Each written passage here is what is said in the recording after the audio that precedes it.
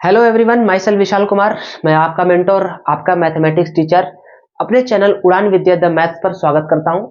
आज का डिस्कशन हमारे और आपके बीच होने वाला है और ये डिस्कशन जेईई मेंस जनवरी सेशन के पॉइंट ऑफ व्यू से होगा। और इसमें जो खास बात हमारी होगी वो होगी कि कैसे अपने परसेंटाइल को इंक्रीज करें, वो भी मैथ्स में। ये बहुत इंपॉर्टेंट टॉपिक है और कहीं ना कहीं हमारे मन में एक सवाल होता है कि आखिर हम मैथ में कितना पढ़ें कितना छोड़ें, हमारे पास तो 1 महीना समय बचा है। तो भाई मेरे, मैं आपको बता दूं, आपने ऐसे एग्जाम्पल बहुत सुने होंगे कि हमारे फर्स्ट अटेम्प्ट में 33 परसेंटाइल 45 परसेंटाइल था और वही सेकंड अटेम्प्ट में उस बच्चे के परसेंटाइल 99 प्लस हो जाती है। आपने देखा होगा, आपने टेस्ट सीरीज दिया, आपके टेस्ट सीरीज में 45% 50 परसेंटाइल आ रहा है, लेकिन इन दिनों में क्या करें जिससे परसेंटाइल हमारी बहुत अच्छी हो जाए।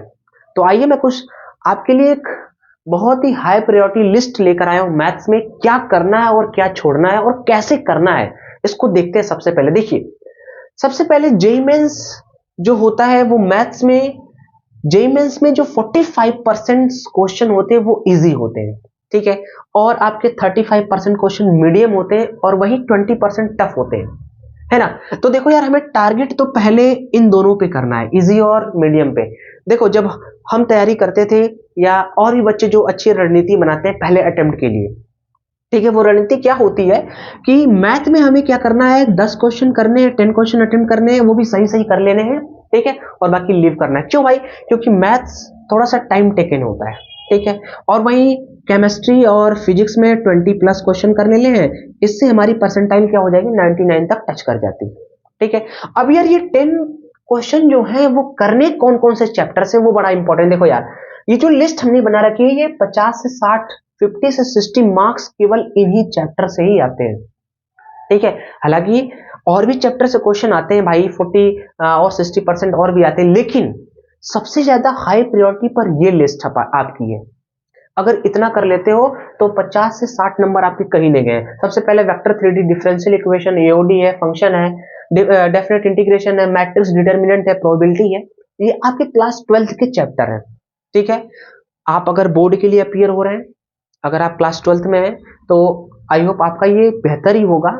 आपने लगभग 12th के सभी चैप्टर पढ़ लिए हैं, 55% आपके 12th से ही आते हैं, लेकिन यार उन 12th के चैप्टर में से सबसे ज्यादा इनको आपको अध्ययन करना है बहुत अच्छे तरीके से। और ये देखो, binomial theorem, sequence series, complex number, set and relation, ये आपके क्लास 11th के चैप्टर है, ठीक।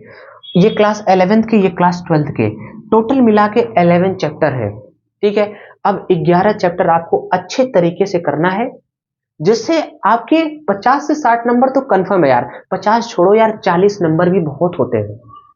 अगर मैथ में आपने 40 नंबर सिक्योर कर लिया, 100 नंबर केमिस्ट्री में, 100 नंबर फिजिक्स में, 240 में भाई मेरे 99 परसेंटाइल प्लस बनती है ना।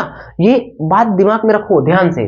अब देखो यार, कैसे इन चैप्टर को इस 1 महीने में, 30 दिन में, 25 दिन में करें, क्योंकि समय तो बहुत कम है यार। समय है आपके पास तो पूरे मैथ को एटलीस्ट पढ़ो, लेकिन इनको हाई प्रायोरिटी पर रखो। क्यों हाई प्रायोरिटी पर रखो? क्योंकि इनसे मैक्सिमम क्वेश्चन आते हैं, ठीक है। अब देखो यार, कैसे इन चैप्टर में चैंपियन बने, कैसे हम इस चैप्टर को बहुत स्ट्रॉन्ग करें। हालांकि भाई, हमारे ये चैप्टर जो आ रहे हैं, फंक्शन आ रहे हैं, हमसे इससे सवाल छूटना नहीं चाहिए। तो देखो यार, इस 1 महीने में आपको कैसे करना है, सबसे पहले देखो, मोस्ट इंपॉर्टेंट है कि इन चैप्टर के कॉन्सेप्ट बिल्कुल क्रिस्टल क्लियर होने चाहिए। और कितने तरह के क्वेश्चन बनते हैं, क्या होने चाहिए, बिल्कुल क्लियर होने चाहिए कॉन्सेप्ट। और क्या होने चाहिए, इसमें कितने टाइप्स के क्वेश्चन बनते हैं, ठीक है। इन चैप्टर में से, जैसे आपने फंक्शन पढ़ा, तो फंक्शन में कितने तरह के बनते हैं, जैसे डोमेन पे बन गया, डोमेन निकालना होता है, रेंज निकालना होता है, ग्राफिकल अप्रोच होती है, ठीक है।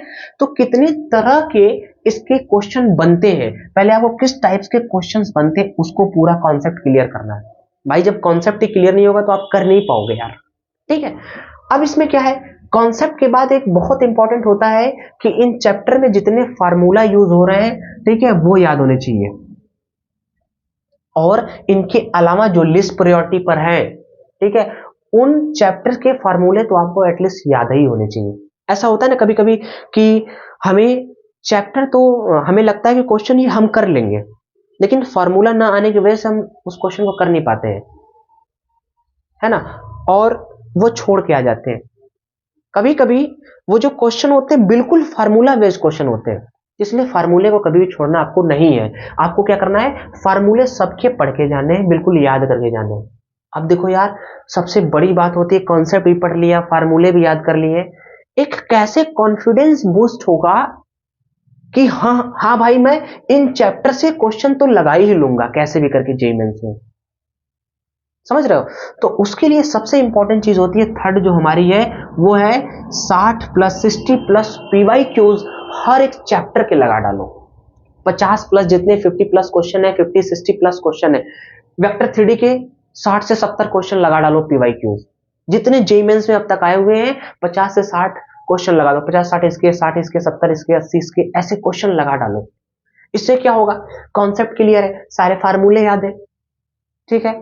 अब किस हिसाब से किस तरह के क्वेश्चन जेईई मेंस में आते हैं, हमें उस लेवल को भी अचीव करना है। तो उस लेवल को अचीव करने के लिए आपको क्या करने हैं, बहुत ही इंपॉर्टेंट है, ये मोस्ट इंपॉर्टेंट है यार, ठीक है, मोस्ट इंपॉर्टेंट है ये।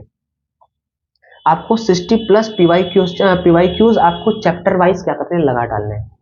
इतना कर लोगे, मेरी बात मानो, ठीक है, आपके परसेंटाइल बहुत अच्छे बनेंगे मैथ्स में। देखो यार, अगर आप पूरे सिलेबस मैथ में करने लगोगे एक महीने में, एक महीने में क्या होगा कि आप पूरी मैथ ही कर पाओगे, फिजिक्स केमिस्ट्री छूट जाएगी, ठीक है। इधर परसेंटाइल बनाए, उधर परसेंटाइल गिर गई, तो क्या मतलब, समझ रहे हो।